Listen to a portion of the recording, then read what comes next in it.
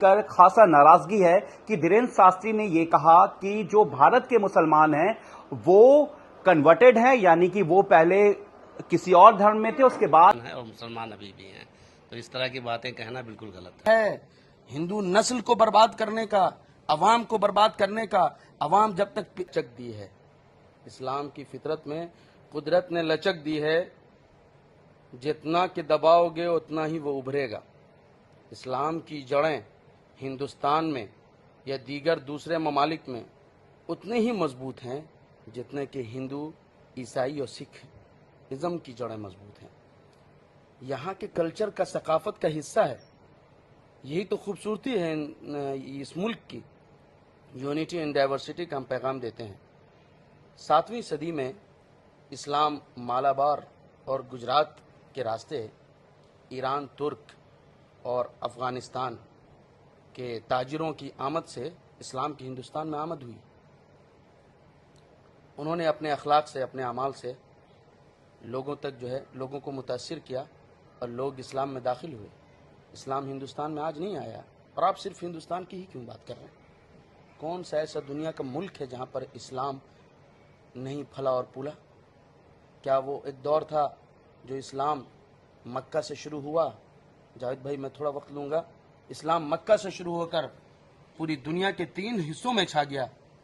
इस्लाम ने अपना पैगाम मोहब्बत का फैलाया और अखलाक का पैगाम दिया।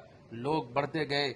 और कौन सा मुल्क है, चाहे वो अमेरिका हो, डेवलप्ड कंट्रीज अमेरिका हो या यूरोप हो, वहाँ के मुसलमान देखिए कैसे आज़ादी के साथ ज़िंदगी गुजार रहे हैं। वहाँ पर क्यों नहीं इस तरह की बयानें हो रही हैं? वहाँ पर क्यों नहीं धीरेन्द्र शास्त्री जैसा कोई भड़काऊ बाबा आ जाता है और पंडित है, उनको क्यों नहीं लाया जाता है? वो क्यों नहीं बोलते हैं? उनकी बात को तरजीह क्यों नहीं दी जाती है?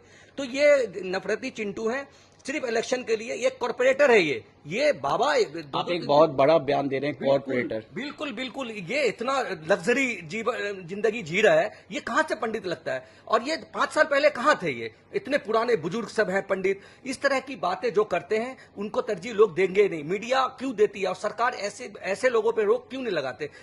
और बेसिकली ये सब प्लान वे में करते हैं। आज से 2014 से पहले इस तरह के किसी भी बाबा का, चाहे वो किसी भी धर्म से हो, चाहे वो मुस्लिम हो, हिंदुज़म हो, क्रिश्चियन हो, किसी तरीके का इस तरह का प्रवचन जो भी देते हैं उनको कभी सलाहियत नहीं मिलती थी देने की, और उस पे गवर्नमेंट उस पे इस तरह से शिकंजा करती थी। लेकिन 2014 के बाद जो मुझे देखने को मिला है कि इस तरह के कोई भी प्रवचन देते हैं और आपस में हिंदू मुस्लिम को लड़ाई करने के लिए जब भी करते हैं तो उनको आगे की तरह से गवर्नमेंट का बैकअप मिलता है। मतलब आप गवर्नमेंट को बर्बाद करने का, अवाम को, क्या हिंदू हो क्या मुसलमान, और ये सिर्फ हिंदुस्तान में नहीं, दुनिया के सारे स्टेट्स में ऐसे हुए हैं।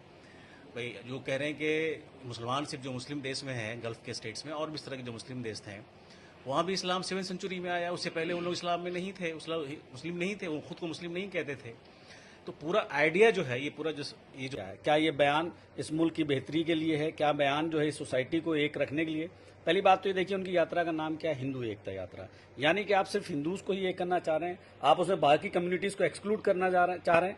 तो एक तो ये है कि उनकी यात्रा का मकसद एक्सक्लूजनरी है, किसी को उसको एक्सक्लूड करना है। दूसरी बात ये है कि सारे लोग कन्वर्टेड हैं या कन्वर्टेड नहीं है। भाई कौन नहीं है जो कन्वर्टेड नहीं है? भाई इस कंट्री के, इस जोग्राफिकल लैंड मास के ओरिजिनल लोग जो थे वो ट्राइबल्स हैं या द्रविडियंस हैं। बाकी जितने भी लोग आए उन्होंने अलग अलग धर्मों को अपनाया। पहले आपने हिंदुज़म को अपनाया, फिर बाद में इस्लाम में आए कुछ लोग, फिर क्रिश्चियंस हुए। और दूसरी बात एक जो ये कही जाती है कि कन्वर्टेड हैं, उसके पीछे का मकसद आप समझिए। उसमें एक बात का एक एलिमेंट ये होता है कि फोर्स कन्वर्जन हुआ। फोर्स कन्वर्जन यानी कि तलवार के उस बल पे हुआ। यानी कि जो मुस्लिम्स, जो भी रूलर्स आए, उन सबको एक जालिम दिखाने की कोशिश होती है। तो मैं आपको एक चीज़ बताना चाहता हूँ फोर्स कन्वर्जन को लेकर के।